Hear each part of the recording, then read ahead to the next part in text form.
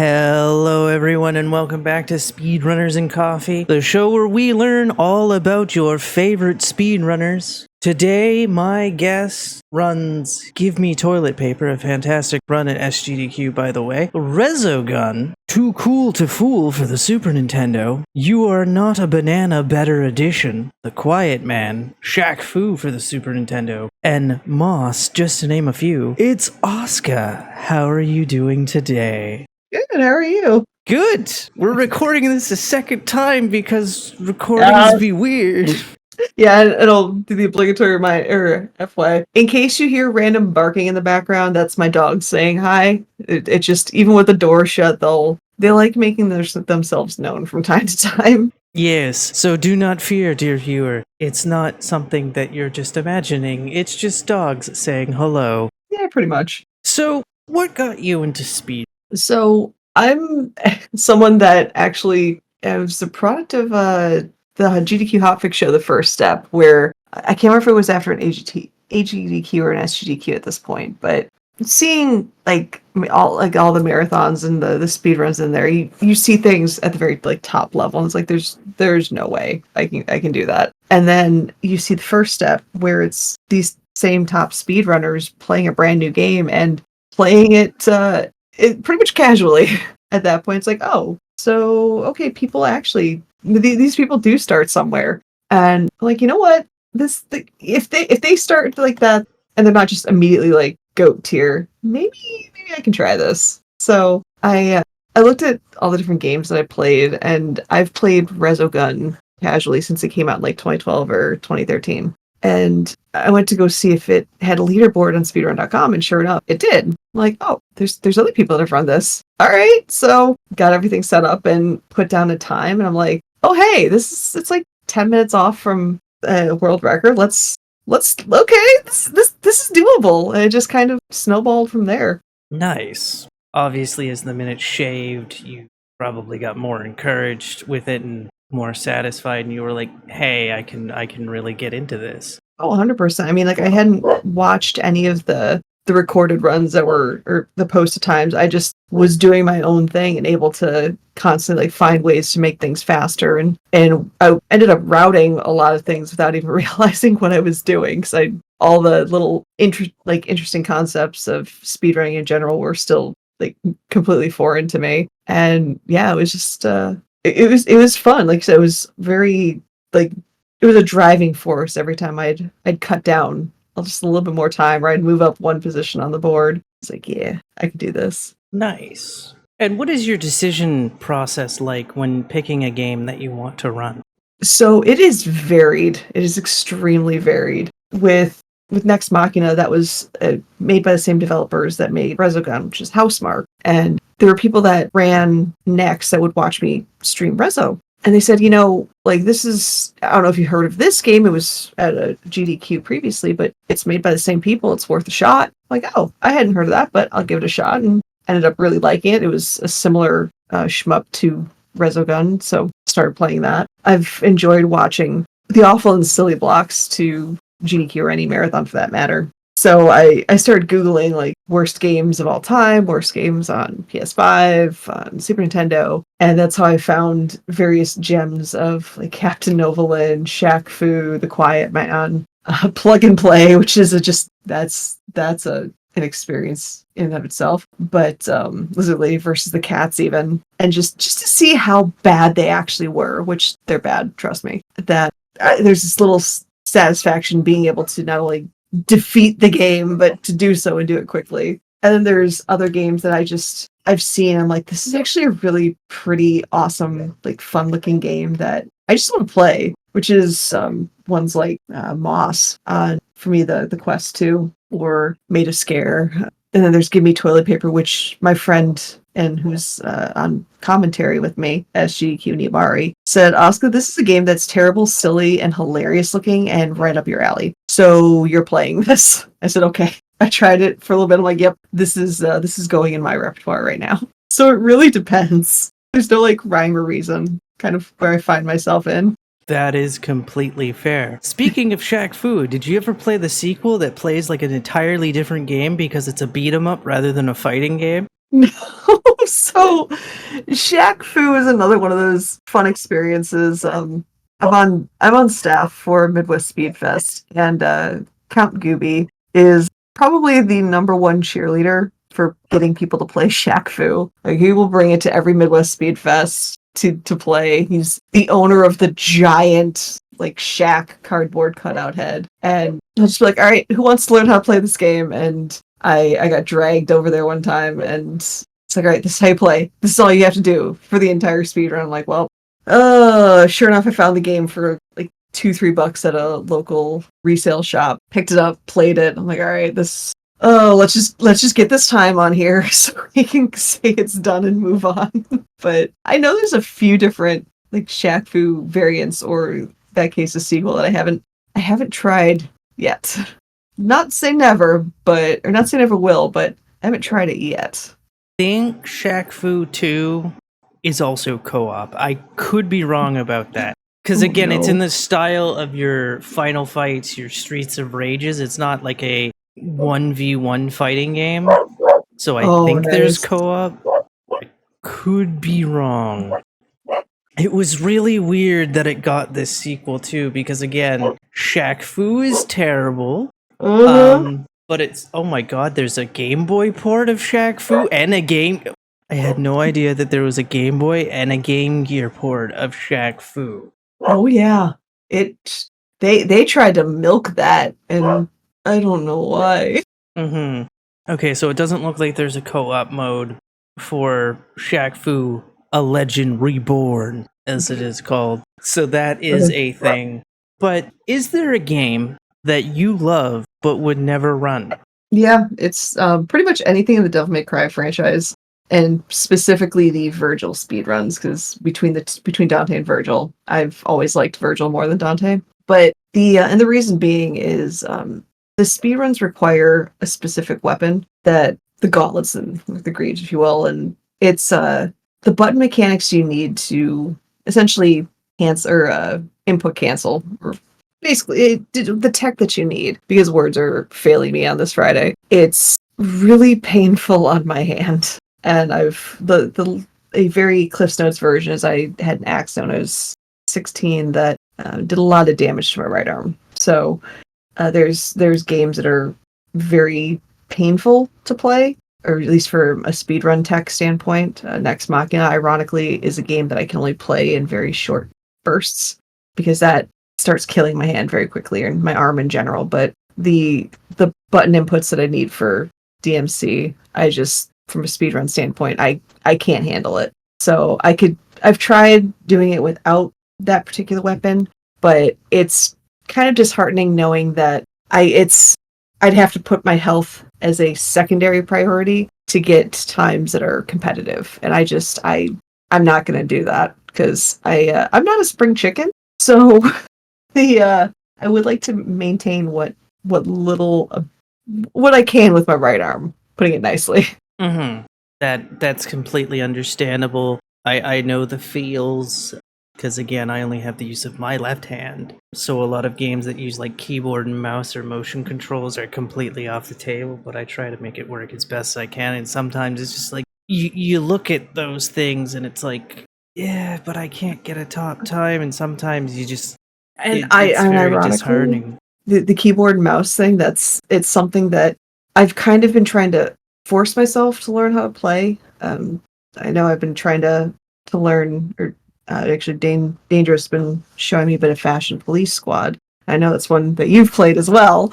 And learning it from a keyboard and mouse standpoint, I've always been a console peasant, if you will. So the controller is where I'm cozy in. And I know with keyboard and mouse, it's inherently more accurate, and I'm not gonna even try to deny that, because it's true. But one of the issues with my right arm is it'll occasionally twitch, which when you're aiming with the mouse in your right hand, you have to factor in that it'll just sometimes twitch. And the more I use it, the more it likes to twitch, because the overuse. So it's getting over that hurdle that's frustrating, but it's one of those, it is what it is. So I think my one saving grace with the issues with my right arm is I've always been left-handed, so there's that, but it's still it's an annoying thing I have to deal with, and you can very much attest to that for sure. Yeah. Although with Fashion Police Squad, I can attest that you can do the glitches with a controller. I know. I do eventually want to learn how to do it on keyboard and mouse, but at the same time, yeah, I've been tinkering with some of the glitches, and yep, I was very happy the first time I was able to jump over a wall with the controller. I was like, viable now, yay! Yay! Now, one of the things that we kind of glossed over, or that we were discussing before I figured out that the recording was boring, was Final Fantasy IV Free Enterprise. And for those who don't know, that is the randomizer. And you're heavily involved with that. Would you ever see yourself speedrunning Final Fantasy IV? No, I RPG speedruns and I appreciate just how much goes into those speedruns. The technicality, the being able to just squeeze out just enough strength and ability to beat a game at such low levels, but that's not my cup of tea. I don't like running RPGs from a speedrun standpoint. I prefer more like reaction instinct, literally flying by the seat of your pants RNG type speedruns. But yeah, the vanilla run I wouldn't do. I know some of the glitches that they have to perform, which are like there's a pretty much the equivalent of a pixel perfect glitch before the game even starts that sets the seed for that run. That I just and there's a whole bunch of other things that you have to do and set up for a chocobo to leave on a with a specific set of pixels. And if they don't leave within that specific set of pixels, you've done something wrong and you can't undo it. And there's other glitches like an hour into the run that are unbelievably complicated. I'm like, nah, I'm good. Kudos to people that can pull it off and consistently at that, but y'all can have fun with that one. And the other thing on top of that is just I don't have time to run very long runs. I mean, the only exception to that, I don't have a time on here yet because I kind of forgot to record my lone run of this, was the Order 1886, which was like, I think my vanilla run was maybe like 6 hours or something. But that's also a game that in those 6 hours, I think I played actual gameplay for maybe like an hour and a half of it. But yeah, I just don't have time. There's so much other stuff that is going on, especially with my job. Just it's a 24/7, 365 on call job that I stick to the shorter runs, which kind of fits into where my inspiration for the Hotfix Show Express Lane came out of, where I don't have time for that. Ain't nobody got time. Well, people have time for that, but not me. That's fair. I was just looking at the FF4 board and noticed that there was glitchless categories, but you're looking at about 4 hours or like 3.5 for like a top time. But what got you into the randomizer? So I'd seen Free Enterprise featured at GDQ in like 2018 or 2019. The speedrunning concepts were still pretty new to me, and like the whole thought of a randomizer was fascinating. I'm like, but this is not how I played the game. And okay, this is fine. This is okay. And then fast forward to quite literally falling down a Twitch raid rabbit hole, and somebody raided into the Free Enterprise channel while they were doing a tournament. It was like a 1v1.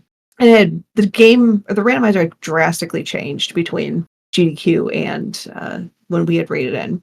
I'm like, this is, I remember this from GDQ, and it caught my interest. And the community itself is super welcoming to people of all levels or skill levels. And I said, I've only played the Game Boy Advance version of Final Fantasy IV. I'm like, that's fine. We have top racers that have never even played the vanilla version of Final Fantasy IV, and they love the randomizer. So I stuck around and started tinkering with things and became more and more active within the community. Started being a restreamer for it. I eventually became a captain of a club that it's called the Pink Puff League, and it teaches new and inexperienced players how to play the randomizer.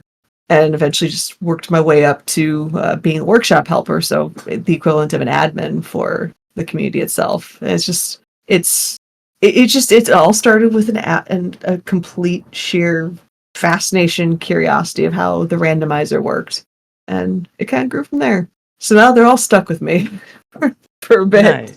Now, when it comes to the does it need to be a specific version of the game, or can it be like any version of the game, including the newest Pixel remaster?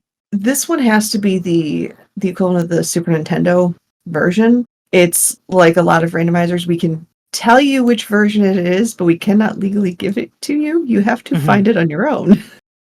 There is a Pixel remaster randomizer that's currently being worked on. I think Game Boy F9 is the developer of it. I believe he called it Falcon Dive. But it's the free on price specifically is the Super Nintendo version of it. Yeah, it just so happens that I know quite a few free enterprise runners. Shoutouts to Asuka424 and probably Leggy Starscream, Demarine, Cubs. Yep. Yeah, Cubs is the other one that I know. Everybody else I don't know. I'm sorry. Fair. Cubs is like, please go run Skies of Arcadia, and I'm like, okay, sure. That's a 10-hour speed run. Oh my goodness! It's like, yeah, I'll get right on that. Actually, one of the admins, Xenocat, she runs. We both have a mutual love of Xenogears being our favorite game of all time. Okay. She runs the speed run, and she's run it for a really, really long-a-thon. That's just a casual 14-hour speed run. Nice. Like I know. Just yeah, there's times I've pretty much like ironed in when I have time to go make food, as long as I keep spamming like circle. Like, now, if you're a fan of Xenogears, have you heard of a series called Xenoblade? I have. Have I played any of them? I have not, because I did not have the consoles that they were on when they came out originally. Don't worry, they're all on the Switch now. It's perfectly fine. Oh, sweet. All three. I do not have a Switch. 3 out of 4, I should say, because Xenoblade X is locked to the Wii U. They have not ported that one over. I don't know if they will, because there was an actual multiplayer to it. Gotcha. So that's a thing. But 1, 2, Torn of the Golden Country, 3, and Future Redeemed. Though Future Redeemed is not its own separate game, whereas Torn of the Golden Country was released separately physically for whatever reason. It's fine. And they're fantastic. They kind of reference Xenogears, like, because it's Xenogears, Xenosaga, and Xenoblade. The reason it's a different name every time is because Square Enix owns Gears, Bandai Namco owns Saga, and Nintendo owns Blade. But it's all the same development team, because Nintendo bought Monolith Soft in 2010, maybe a bit sooner than that. But it's all the same, it's all the same devs and all that for all 3 series. And also the fact that Xenosaga 3 is a $400 video game is just like, why? So I guess it's a good thing I still have the entire Xenosaga trilogy then.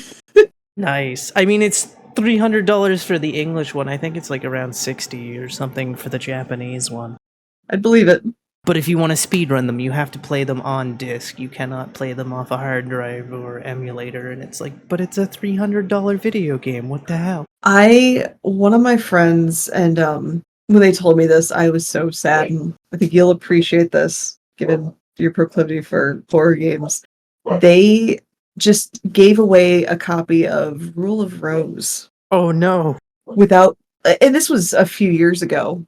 They gave it to like a Goodwill or something. I'm going, what Goodwill did you go to? Because do you realize how much that game is worth? Like, I mean, I didn't really like it. I'm like, that's not the point. That is not the point.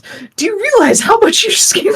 Yeah. I think it's close to $1,000 at this point. Yeah. I think. Yeah. It's just like, yeah. It's like I'd played it a little bit back when they'd had it, and because I remember trying to figure out what horror speedrun I wanted to check out to get my first horror speedrun under my belt. I was like, I'm curious if they still have this game. And that's when I reached out. I'm like, oh no, I'd given it away. I was like, oh my God, how dare. Well, if you need any assistance with finding more horror games, I may be of assistance. Right? Yeah. it's a genre that I've always enjoyed, but never gotten into or gotten back into for speedrunning until recently with Made a Scare. Though Hmm. the original Fatal Frame is one that I hold near and dear to my heart. That and the original, the first Fatal Frame, the first Silent Hill. Okay.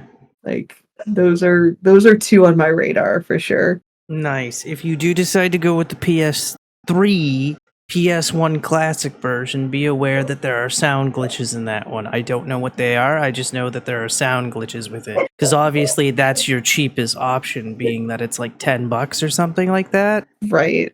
I'll take But it. And I've got my PS3 kind of just sitting there. I've been playing Killzone 2 on it because nice. that's probably my second favorite game. I'm obsessed with the Killzone franchise. Have But you thought about speedrunning Killzone 2, or is that another one that you're oh, just like, I 100%. nice. 100%. It's what I'm working through right now because the PS3 I actually have is a Japanese PS3, and there's some weird disc skipping going on with North American discs. So, and the Japanese version of PS2 or of Killzone 2 isn't expensive. We're talking like 14, $15, but like Yeah. shipping included. So, I'm debating grabbing that, and then it's just a matter of sorting out the streaming aspect and getting because PS3 and capture cards don't get along at all. Yeah, and I have something sitting right beside me that could be of use. Ooh, good to know. Because I was told of, because I can stream through HDMI for my PS3. There's also another thing that's kind of sitting somewhere. It's called an Armor 3, which is that you would, but that's using component or composite cables, right? And then it's Hmm. feeding through an HDMI. But Yeah. if you're looking specifically for HDMI, there is a company called Ori, OREI, that does a splitter that bypasses the PS3's protection. Oh. The only thing is that with an Ori, you do need to feed it power, Okay. whereas some other splitters don't require an external source. That makes sense. I'll look at that for sure. Yeah, and then it's just a matter of, because sometimes the PS3 will still try to fight it, but once you have it there, it's It's just like, oh, pretty okay, okay. fine. Yeah, Nice. and there may be other stuff at this point as well, because this was probably a year and a half ago that I picked this up, so there might be something else too. But also, if you're okay with like composite cable, or if you can find a way to hook up a component cable, because for whatever reason, capture cards are okay with the PS3 if you can hook it up through composite or component signal. It's only HDMI that the PS3 is like, hold up, what is it, HCP, It, whatever the thing. yeah, that the thing that the PS3 is like, well, actually, Yeah, I mean, the no. PS5 and 4 have it, but you can turn it off, Mhm. but then you can't watch movies on your console, and it's like, okay. But Yep. yeah, whatever that is, it's not turn offable in the PS3, and then it's like, well, this is just wants to make things complicated, I guess. Mm-hmm. Is there a game, regret running, or a game you had wished you continued to learn? Ooh. Mhm. So, in terms of regret running, ooh, that's I'm looking at my list of games. In a way, I would almost have to say I regret, and I love this speed run and I love this game, and it's because I love this speed run and I love this game so much, I almost regret it, is Moss. Okay. It's and the reason behind it is I want more people to see that speed run. It's a VR game. So, I mean, speedrunning is a niche within the gaming world as it is, and VR speedruns is a very small niche of that niche. It's the communities are so tiny. Just, I Mm-hmm. mean, the hardware itself, it's a limiting factor. And with, I mean, even the Quest is a couple $100. If you want to play on the Index, you're gonna drop $1,000 or getting it used for $500 to $800, and that's a hard sell for a lot of people. Mm-hmm. So with Moss, it's it's a speed run that the way I like to describe it is the less flashy it looks, the more complicated of a strat I've just done, or like the tougher skips I've done. Like it's supposed to have this very nice smooth flow to it, but it looks then simple. But it you have to do all these jumps and these skips that in some cases are pixel perfect. There's one particular one early on that's very pixel perfect, but it's pixel perfect in a 3D axis. So when you have like an XY axis on 2D games and you're talking pixel perfect, it doesn't matter which direction or which angle you're looking at the TV or the computer screen, that pixel is always going to look exactly where it's supposed to be. Whereas if you add that Z axis in a 3D space, every time you look at that pixel, it's going to look slightly different. And you always have to try to factor in rough, like you just have to keep that in consideration with trying to hit that jump, which makes it so difficult. But again, you hit it and it looks like you were supposed to do it from the get-go, and it looks so simple. And there's only one visual clip in the game itself that you clip Quill, the main character, through a roof of a cart. Mm-hmm. And a lot of speedruns, especially very unknown speedruns, like the flashier something is, like the cooler something is, it grabs more people's attention. And it's hard to kind of have that same flashiness with Moss. And then factor in with the Oculus, it is a nightmare for me to stream. And I don't quite have a good mic setup yet, which makes my personal audio all muffled, and it's not the package of, or the presentation package of the speedrun itself leaves a lot to be desired still. So it's hard to get into marathons, and it's hard to get people to buy into a game that looks so simple when the speedrun, in fact, is extremely difficult. Mm-hmm. And it's that frustration knowing how difficult it is, and it's like you don't see how difficult it is, and that's kind of like you're not going to. You have to play it for yourself and to understand it, and it gets turned down a lot because it's not very flashy. It's a very chill appearing speedrun. It's a gorgeous speedrun, but Mm-hmm. it's not visually flashy like other speedruns or VR speedruns you've seen, like Half-Life Project Alex, Super Hot VR. There's constant movement from the player, and it looks so frenetic and so high energy, where Moss doesn't have that, but it still has that same level of difficulty, and it's frustrating. So it's nothing to do with the run itself. It's just the frustration of knowing how awesome of a speedrun it is, but it's a very hard thing to convey with people watching it. So there's that. In terms of games that I wish I kept learning the runs for, oh boy, there's a game that I keep setting I want to learn this run because it looks really fun and it's really challenging. And it's called Rava, the Cyclops Curse, and I have it on PS5. I wouldn't be surprised if it's on Steam as well. It's trying with wizards and everything, and some of the familiar you have meets Mega Man meets a little bit of Mario in it, and it is a very tough speed run for it. I think the world record's 12 minutes, so it's not a long speed run. But I mean, Mega Man speedruns aren't very long, and they are very difficult in their complexity. And Rava's the same way. And it's one that I keep picking up, and then for some reason it gets put on the back burner. And I pick it up again, it keeps getting put on the back burner. I'm like, I'm loving learning this run. I just need to sit down and just do it. So I keep telling myself I want to learn it and I want to submit it, and then something happens. It's like, one day, one day I will learn this speed run. Nice. Are there any games that you're looking forward to running? I'm really enjoying running Made of Scare, and I'm looking forward to hopefully getting that in some marathons. It's from a horror game standpoint, it's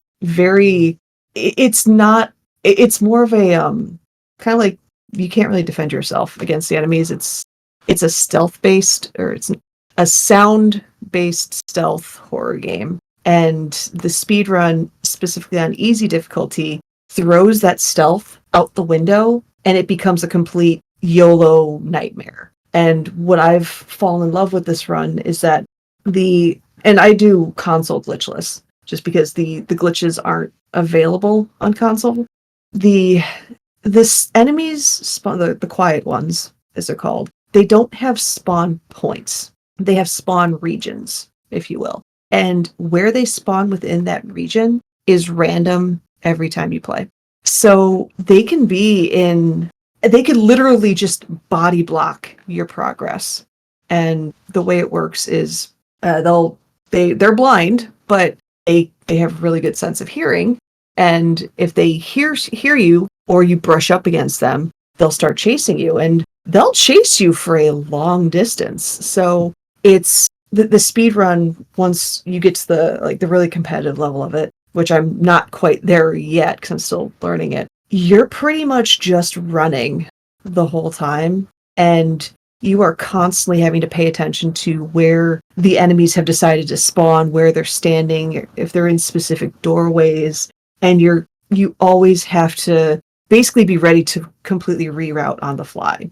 Because if there's an enemy in a location that you just can't get past, you have to figure out, all right, is it going to be faster to go the long way around, or do I just have to risk it, rush up against the enemy to piss it off, and then find a way to dodge past them without taking too much damage?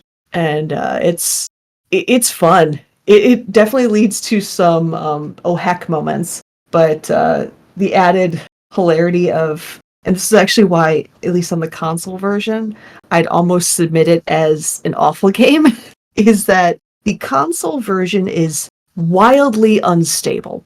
And Oh, no. I have to factor in that it's going to crash on me. So I have to, for a marathon standpoint, and there is only one save file, so you can't have backup saves, and the save will overwrite. It's not an auto save either. You have to manually save. So you have to factor in that this game could literally crash at any time, and usually it likes crashing in the second half of the game. And the runs itself are about 30 to 35 minutes right now, at least on console. I've had the game literally crash, and its favorite part to crash is literally at the very end of the game where I'd call time. I've had it crash as I'm pushing the button, the final input to call time. The game is just like, no, you have to do it again. Too bad. It's like, oh. So I have to factor in the save points at the end of the game. It's like, okay, I have to take this save because chances are the game will crash and I have to reboot it. It adds that level of hilarity to the end of the run, which is already, because I'm constantly having to panic and reroute everything. It's like, all right, now with all of that, when's this going to crash on me? Every once in a while it decides not to, but more often than not, at the worst possible time, I'll just be like, you know what? You get to redo this section. Have fun. Thanks, Oh, game. no. Now, could a possible solution for making it marathon safe is create multiple accounts on your PS5 with just save points for the run? It's honestly faster to just send in the report and then boot the game back up again with the PS5. Oh. It kicks on, like it boots very quickly. So yeah, it's just hit cancel, goes back to the main menu, immediately kick it back on, and I've built in specific saves to where I'll have to, for estimates, bake in maybe 5 minutes just in case. Mm-hmm. But yeah, it's faster. Just reboot the dang thing and then laugh at it. Like my chat that's seen me play it, it's just become a meme of as I would call it, pet dog or game crash, because there is a pet the dog in there. I can in fact pet a dog, and in the speed run you do not pet the dog. So every time I don't pet the dog, the running joke is the game crashes because I did not pet the dog. Like, that's not how it works, but okay, sure. We'll blame it on not petting the dog. That's fine. I'll allow that. If you're looking for another horror game that lets you pet dogs, Ghostwire Tokyo. You know, Dangerous has been playing that a lot. Well, before Viewfinder came out, that's his current obsession, but a lot of time he's been playing that a lot offline. So I've heard nothing but good things about that game from him as well. So you two have my curiosity. Given that this is a show called Speedrunners and Coffee, what is Yeah. your favorite coffee? Death Wish coffee without a second thought. I'm kind of obsessed with their blue and berried, which is like a blueberry and I think vanilla. And I put Okay. a little bit of just a little bit of skim milk in there, not too much. And yeah, I'll rock that in the morning. That actually reminds me, I'm currently out of coffee, so I have to order Oh some. no. But yeah, no, I've got some highly caffeinated tea waiting for me downstairs. It's kind of it's filled the gap of coffee while I'm waiting for my coffee to arrive. But yeah, I am obsessed with Death Wish coffee because was Nice. it Blue Wizard introduced it to me. I'm like, this is actually really good. And this blueberry and vanilla one shouldn't work, but it does. Hooray! Now, what if you're out and about? What is your go-to coffee there if you can't have any? Mm, Mostly out of convenience. There's only annoyingly one coffee shop, and I hate calling it a coffee shop between myself and work, and that is a Starbucks. So I will get a grande vanilla sweet cream nitro cold brew, and that's pretty much it from there. I'll Nice. get their yeah. Be Something about happy the with the nitro cold brew. fact that you have a Starbucks and not a Tim Hortons, because if you think Starbucks is bad, Tim Hortons fucking sucks in comparison.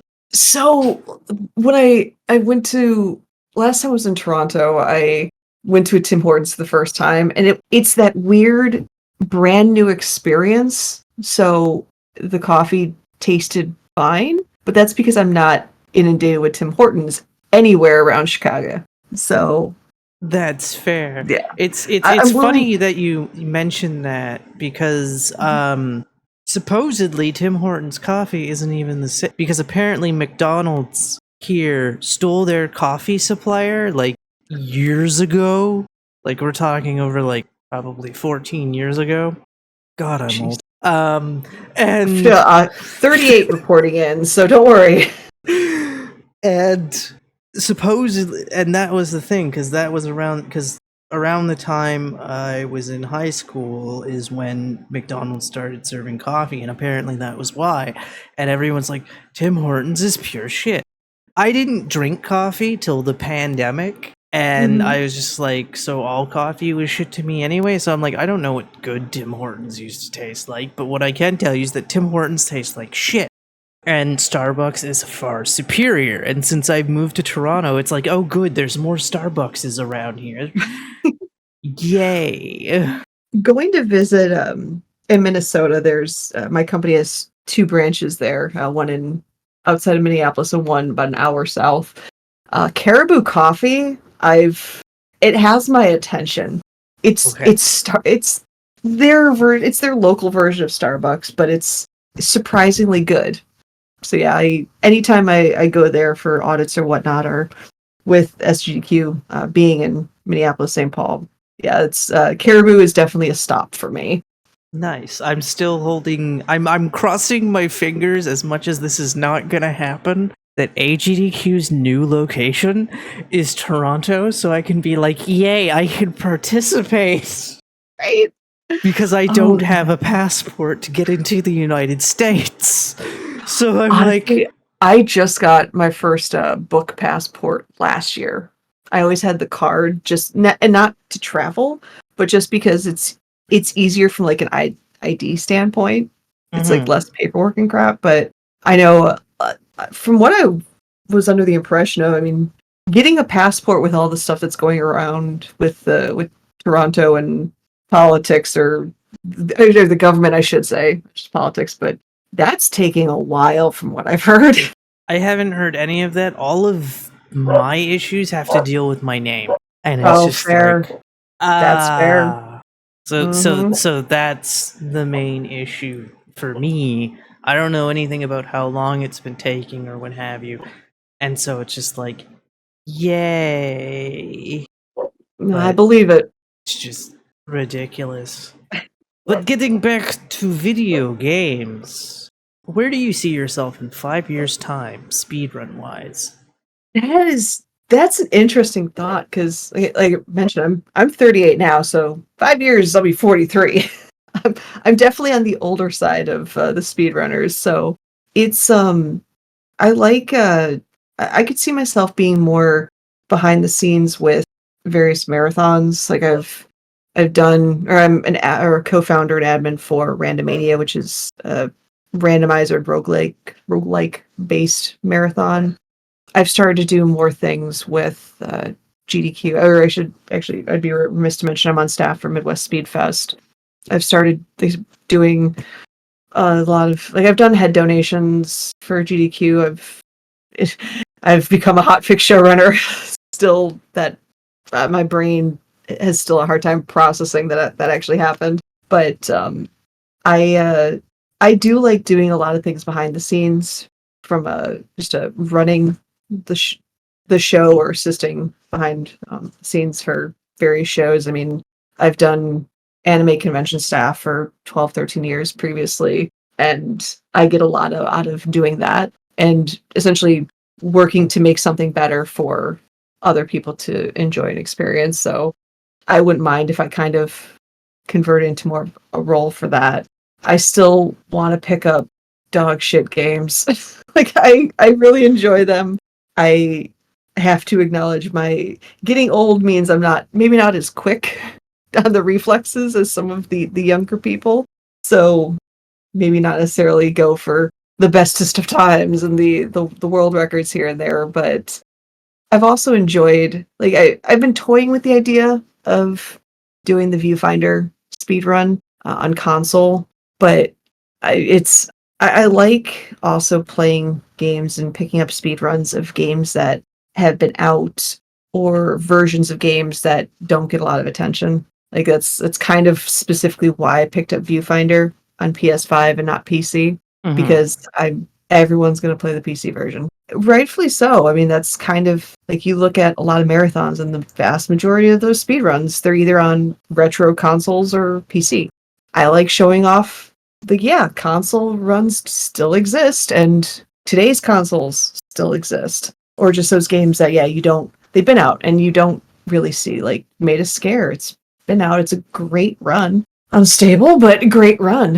And it's fun. But even if it means, yeah, not being the next big hot video game speed run, woo, that's fine. I'll do those niche ones, those terrible ones. You could still find me in the dead of night. That's actually, thinking about it, all of my GDQ appearances have pretty much been in degenerate hours. So Somebody's got to do them. somebody's got to do them. I mean, 3 of the 4 games fit into awful and silly blocks. So, and the other one, Rezo, just was put in a degen time, which was totally fine. And I get it.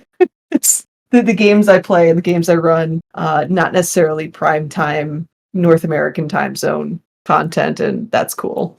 Mm-hmm. But yeah, like picking up those games that not many people have played and putting a little bit of a spotlight on them in my own old lady way, I guess. That's fair. What is your opinion on IGT versus RTA? So the preface to that is, I'm biased, as up until recently, every speedrun I've done has always been RTA. Made a Scare was actually the first one that really used IGT, and it's not one that's auto split. It's the IGT shown in game, which actually Mm-hmm. makes the console, the instability, a moot point, because IGT is what they go off of, not RTA. So my RTA will be like 4 or 5 minutes slower because of the having to reset after the crash. But I with consoles, you don't get an auto splitter. So IGT is more of an annoyance, especially if you have to manually get that IGT. So I prefer RTA. It's what pretty much almost all of my speedruns use. And it's just easier to deal with and less hassle. That is fair. Is I think there a it's Oh, sorry. No, I think my opinion would be a little bit potentially different if I did more PC runs. It's hard to say in that regard, but with my bias, my proclivity more towards the console runs, yeah, it's RTA is just less hassle. Trust me, I'm in the RTA camp too. Not so much because of console versus PC, because of events. Because again, that too. events aren't asking for your IGT, they want your RTA, so why are we being concerned with IGTs? That was my question. I'm like, Oh yeah. you know, but I get it. You don't have to have like the latest and greatest hardware because obviously that's going to be more of an advantage, and Mhm. so I get it. But at the same time, I'm like, but events, the things Yeah. that we all get to showcase off of, don't care about your IGT. So it's like, Agreed. Completely agreed. is there a skip you wish was in a game you run? So let's talk about the Quiet Man. There is oh god. Side note, I'm torturing people on July 26th on Mercy Kill playing the Quiet Man. That's a funny story I'll talk about in a second, but the Quiet Man is a game. By some it's considered the worst game of 2018. But there are cutscenes that you can skip about, we'll say, 30 minutes of cutscenes, and how you skip them. You can't skip them the first playthrough, or if you do the Blessed Silence, I think is the category where you assume first playthrough. But in any percent, you fight all is in games broken up into chapters. You fight all of the fights, and then as soon as you finish that last fight, you can just go into chapter select and move to the next chapter. That's how you quote unquote skip the cutscenes. But there's still like a half hour's worth of absolute garbage cutscenes you still have to sit through, and you can't skip them. Ah! Oh no, the And it's just- unskippable cutscene. and the concept behind Quiet Man is the first time you play through it, actually before they put out the patch or the answered DLC or answered patch. The game doesn't have audio because the main character is deaf. So about, I think it's around like the 4-minute mark of the first cutscene, the audio just disappears and you're left with muffled sounds and heartbeats for the entire game. I turned the audio back on because I prefer people not to like block me and never speak to me again. But it's to go through an entire playthrough of not, and there's no subtitles in in the first playthrough. There's nothing. You just get to see without hearing and just go, this story makes no sense. And then you get the audio back and you go, this game makes even less sense. Oh no. it's it's one of those rare publishing fails because it was a game published by Square Enix and it was terrible. On paper, it was a great concept that they didn't get anything right. But this sounds like Ballin Wonder. Is it Ballin Wonderland? All in Wonderland, yeah, all over again. I mean, this one's arguably worse. But what's funny is how this got onto Mercy Kill.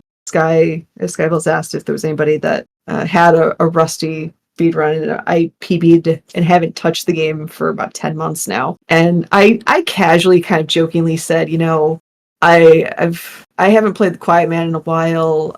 I played it on Awfully Silly with Conception, and Conception barely survived. So I don't know if you would want something like that. And instantaneously, Conception came out of the woodwork, and it's like, Skybills, I 100% vouch, would recommend you need this game on your show. Like, you just no, you need to put this on. I'm going, Conception, what the hell did Skybills do to hurt you? Like, why do you want to inflict this? And Sky's like, I'm in. Oh no. Like, Sky, have you ever seen this game? Nope. I'm like, oh boy. Oh boy. So I love playing, like, again, it's one of those games where it's so bad and it just has this hook that for those that play it, they can't stop playing it because it's so bad. And I like playing it in marathon settings with people that have never seen the game before. Mm-hmm. So they have no idea what they're getting into. And when I played this on Awfully Silly, I dragged in one of my friends, actually out of Hamilton. I think that's where he lives. Another Ontario chap. That's where I just moved from.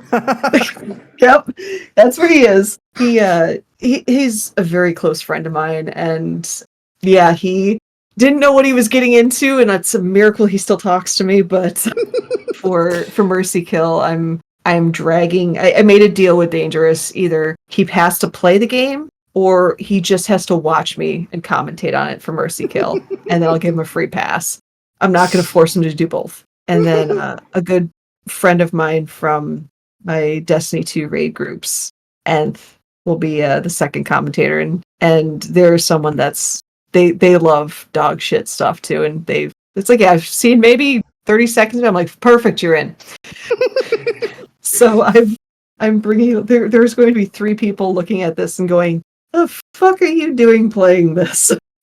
See, I have things I could submit to Mercy Kill, but it's things like Resident Evil 8 and whatnot, so I'm like, nobody's gonna want to see this in D-Rust mode, or Rusty mode. And what's hilarious is I know I don't know if I'm allowed to speak on the other games that are being played on that episode, so I'll leave that as a surprise. But it's going from an app on the first run of the show, going from an absolute dog shit game to actually really good games. So there is going to be a whiplash of whiplashes.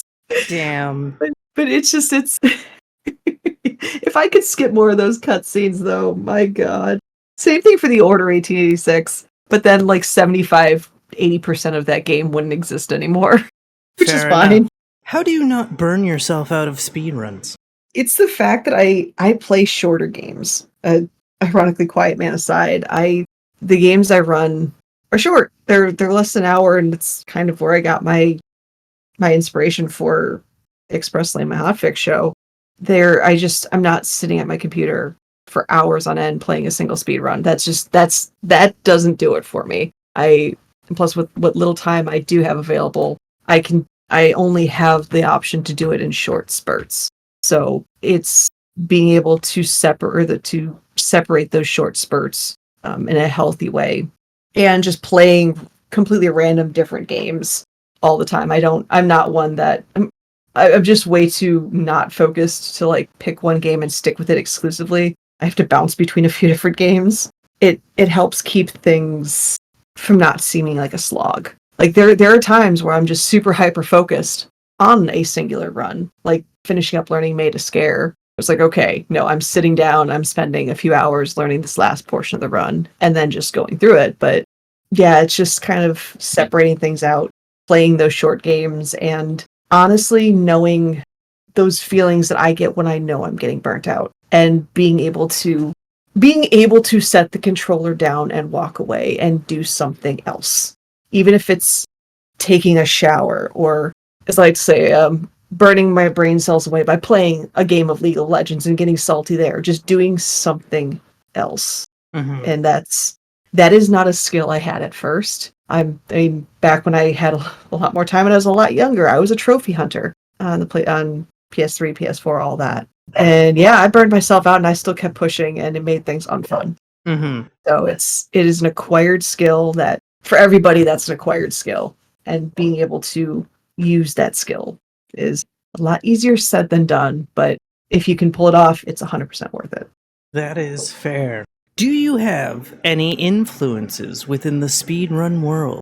It's like being like a known name, or like just anybody that inspires you when it comes to speedrunning. Like I love watching people that absolutely enjoy what they're doing in their own special way. Like I am a big fan of Ice Plug. Watching their run of, I think, Home Alone 2 a few years back at GDQ. And they're a very, like, in a comedic duo, they'd be the straight guy. Just the very poker faced. It's still hilarious, having a good time, but it just, you could tell he was enjoying playing what he was doing, or doing what he was playing. Mm-hmm. And then I had the privilege of hosting for him during Incredible Hulk and SGDQ. And just out of nowhere, he's doing his little song and just enjoying this terrible game. And it just put this smile on my face. And it's like, that. I want to be that. I don't want to be the person that is just sitting there and is just banging their head against a trick because it's so tough and it doesn't look like they're enjoying doing what they're doing just for the sake of having that fast run, or having a a flashy, like the next big thing. Like I want to be somebody like Ice Plug, or somebody or just anybody that plays honestly those silly or awful games. It's one of the reasons I was drawn to them. It's not the games themselves, but it's the people that play them because they legitimately enjoy the challenge of them. The games are bad, the games are hilarious, but you could easily just say, I'm not gonna play this piece of shit, trash. No, fuck that. No, they still play them, and it's still fun, and they exude having fun and just beating that game into submission. But yeah, that's kind of what I aspire to be with my speedruns, to just be able to sit down and just have a good time. And whether it's a really challenging game, or a really silly game, or a really dumb game, I want to still be able to smile and convey that I'm enjoying doing what I'm doing for other people. So, and Ice Plug's a really good example, because he looks so serious, but you could just tell he's enjoying being there and enjoying playing it. And then we'll just randomly sing, because sure, why not? It's Ice Plug. Nothing wrong with singing during a speedrun. Yep. How do you prefer to learn a new speedrun? Do you take notes or practice beforehand, or do you just dive right into full runs? It depends on the game. With shmups in general, like so Resogun, like Nex, it just dive right in and play. There's no real good way to sit and learn level by level and world by world. It's just learning the mechanics, learning what works for you, and then going back and maybe eventually like watching a run and seeing where the routes are, or if there's any type of specific tech to use or specific weapons to use, and then going back and playing it some more. With Made a Scare, it was very much, I learned it in sections. So my whole thought was, I start from the beginning, I learn the first few minutes of the first area, did that a few times, and start building on additional areas. So my like the beginnings of the game are rock solid, and then I just build on top of that each time. Nice. It's for me, that works. Plus it makes that learning more bite-sized, and it goes back into not burning myself out, because if I'm trying to learn a 20-minute section of a run, I'm going to pull my hair out. Instead, just learning, okay, this is a couple minute section. Okay, cool. Let's try that a few times. This is another 5-minute section. Okay, now I'm getting a little tired of the game. Let's just walk away from it for a while. And I'm not like getting pushed back a little bit, because it's still just a small piece of the game that I've yet to move on to. And then I've taken notes for it, just mostly the puzzle solutions, or during places that I know I'll get lost trying to escape a boss. I have like my directions and where to go, but that learning it in spurts and in sections definitely helped keep everything moving and keep everything from being just overwhelming or annoying, if you will. That's completely fair. Yeah. What advice would you give to your past self with your first speedrun, knowing what you know now? You can't hold the world record forever, and don't get salty about that fact. Eventually I got the world record in just about every category, and I held them for about 2 years. And somebody came out of the woodworks, pretty much said to me, yeah, you've had these world records long enough, and swept all of them, or almost all of them. And with Resogun, there are 2 bosses that are very RNG dependent. And this person had pretty much perfect RNG during both those boss fights. That's the difference right now, because I cannot get perfect RNG on both of those fights. It's usually one or the other. And it's not something I can control.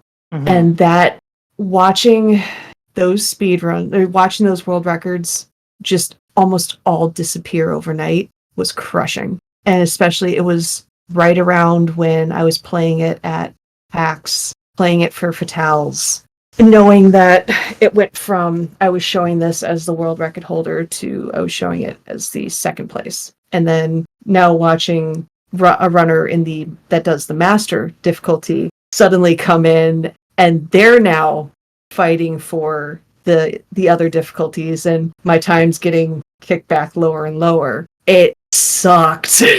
And there was a while where I was just like, I've played this game for so long, and now I hate this game. I'm like, eventually I kind of just stopped. I'm like, you know what? this happens all the time with people. Like, people lose world records. It's no big deal. It's literally, in the end of it all, it is a game. It is a video game. It is an entertaining. It is a piece of entertainment that you love. The fact that I was able to hold those times or those world records for as long as I did is fucking impressive, and I need to remember that fact. And I'm someone that's very overly negative, overly critical on myself. And if I just would have, I think, warned myself, it's like, yeah, you'll have them. You'll have them for a while, and you will eventually lose them. It's okay. Like, I just telling myself it'll be okay. It would have made me not hate a game I love so much for such a stupid fucking reason for a while. And now it's just like, I look at them going, yeah, those aren't gold anymore. Those are silvers. Those are bronzes. I've got a fourth on there now. That's fine. Like, it is what it is. And I've got plenty of other games that I play. Resogun's still like it was my gateway game into speedrunning, and that's not going to be taken away from me. And me being a cheeky little shit that I am will say, yeah, I've lost those world records, but those two didn't play Resogun at GDQ. I did. So I have that. But yeah, just telling myself it's okay. Like, you're not going to be the best, and you're not going to be the best forever in some things. That's fine. It is what it is. Just keep playing and keep enjoying things. Exactly. What was your proudest moment as a runner? GDQ. Getting into GDQ the first time. I know some people are like, well, I've done GDQ. It's almost like them not getting in is a bigger thing than getting in, because they become staples. But when I had submitted Resogun the first time, it was completely rejected. The next, I think it was HDQ, it was a backup. And then the one after that, it got in. I started crying my eyes out. It is at the time I had only been speedrunning for maybe a year, and year and a half tops. And there had been people that had been speedrunning for 5, 6, 7 years trying to get in and haven't. And knowing how impressive of an accomplishment that was, and being able to showcase a game that I love and very few people remember. Initially, it meant so much. Kind of that whole journey from watching the first step to picking the game up to suddenly, oh shit, here I am, and just adding on to it. Actually being interviewed during that SGDQ by Keyzeron, one of the two people that Keyzeron, or Hobbs and Keyzeron are the two that I have to thank / and or blame for getting into speedrunning from the first step. And being able to thank Keys for that was awesome. But yeah, seeing my name in the games list for GDQ the first time, I lost it. 100% lost it. Nice. And to contrast that question, what was your lowest moments as a runner? You'll notice Resogun tends to be a consistent theme here. So I'm a perfectionist by far, and Resogun I'd always shown, and I was able to do it 1cc, or for those who don't know, 1cc, 1 credit clear. So basically not gaming over. And the first time I actually got to do anything live from a GDQ standpoint was GDQ at PAX earlier this year. Because ironically, like I've made 4 appearances now at GDQ, and the first 3 were all online events. It just, the timing of everything, thanks pandemic, just made it be like that. So the first time I got to see people in person, meet them for the first time, I was playing Resogun on veteran difficulty, and I game overed in front of a live audience. And I'm like, oh boy. Okay, and it was right before the final boss, so that added like a solid 4.5 minutes to my time. And just, I felt so dumb that like I was selected to do that, and me being the perfectionist that I am, it's like, well, I failed. And I failed in front of all of them, and it sucked. It goes back to that telling myself it'll be okay, because that was when I was losing all those world records, and I was just, it just felt like things were slipping away all at once, and it was a really crappy feeling.